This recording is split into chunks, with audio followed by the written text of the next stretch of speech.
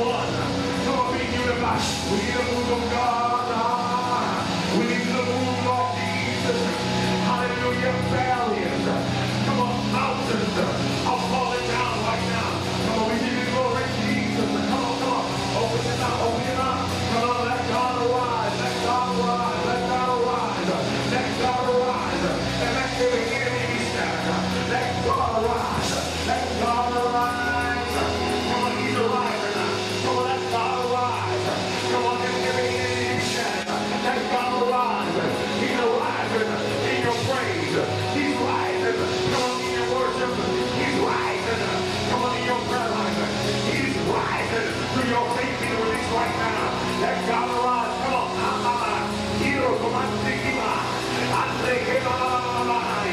Come on, the atmosphere is being conducive to signs, wonders, and miracles. We give you glory, Jesus. Come on, come on, come on, come on. We almost there. We give you glory, Jesus. Come on, he's a God, he's a God. Come on, he's God, he's God. Come on, he's God, he's God. Come on, he's God, he's God. Come on, he's God, he's God over that thing. Come on, he's God over everything. He's God, he's God. So he's the God of the breakthrough. He's the Lord of the harvest. He's the Lord of the harvest. Come on, it's a harvest time. He's the Lord of the harvest. Personally, the Lord spoke to us in our prayer time, but the Lord spoke to us that we would, that we was coming out of our wilderness. And what's funny, it hit my wife because it was not too long ago. We was talking, and she was really just frustrated, and she was like, I just feel like we just in this wilderness, and we just keep on going around in this wilderness. And she was just saying how frustrated she was about coming out. Well, my wife didn't know about this service that I wanted to come to, and so I just told her really on the last minute. I prayed actually, and the Spirit of the Lord just told me to come, and it was my first time. I seen them on television about a week before this crusade, and so when we came here, to make a long story short, we came with expectation, and the Lord just really met us where we really needed to hear. And at the same time, I can't tell it all, but He really strengthened just our spirit when we came. He spoke about God establishing our home. I mean, as a married couple, we went through a lot of things. We both personally dealt with rejection in our life, and it really caused a lot of things to happen. But when we came here yesterday, the Spirit of the Lord broke those things off our life. And He really did.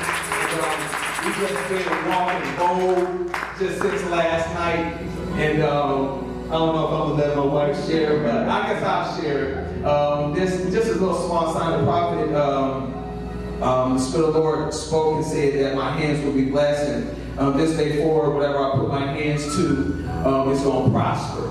And we really received that word, and it was just a small token. But last night He spoke about dead things, and that Jesus is able to raise dead things.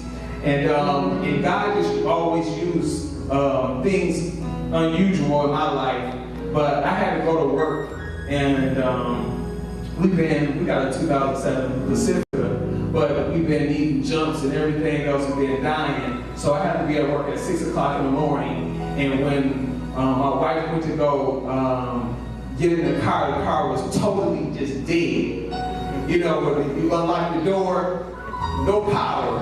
We can't get in, so she had to use the key. And so she's like, the car is dead. And so I was like, oh no.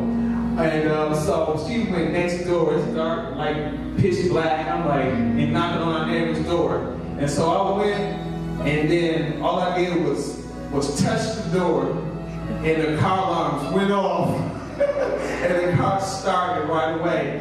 And we took that as God is confirming His word that whatever I touch is going to prosper. That car is dead, but when I touch it, it's going to alive.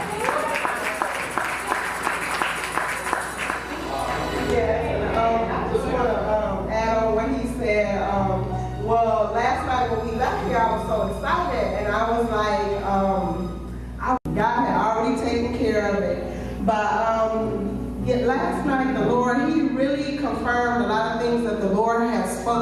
us already in our lives. And I just want to thank God, because when we came here, or when I came here, I was just, just really down and out, as far as my spirit. But when I left, about a month ago, he had major knee surgery. He had torn his ACL, he had torn the meniscus, he had broken the cartilage, and he had major knee surgery. And the doctor said he was not to put his foot down on the ground, absolutely no weight on the foot till the end of August.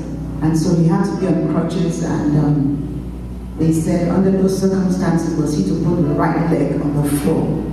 And we came yesterday, and the prophet called him and prayed for him, and the prophet said to put away the crutches and be supported on both sides by people. And halfway through he shook them off and he began to walk with his 2 feet, and he's still healed. He said his knee just came loose. Amen. And the tightness disappeared, and he knew God was doing something, and we were all crying here. We couldn't believe it, but his knee is healed.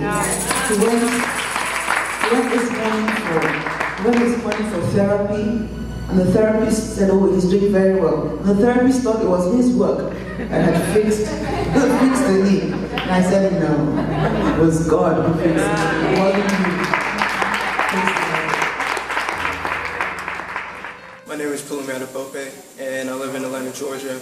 And today I came to visit Bishop Jasmine's service.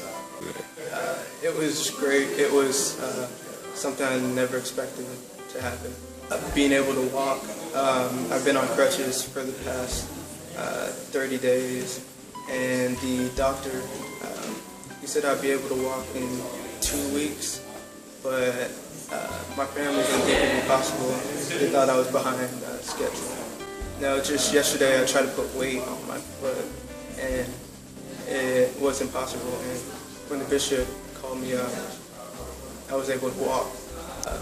The bishop, he was a true prophet. He knew what he was talking about without asking questions. He knew from an instinct. Yeah, he said that my healing would come sooner than the doctor said, and 10 minutes later I was walking.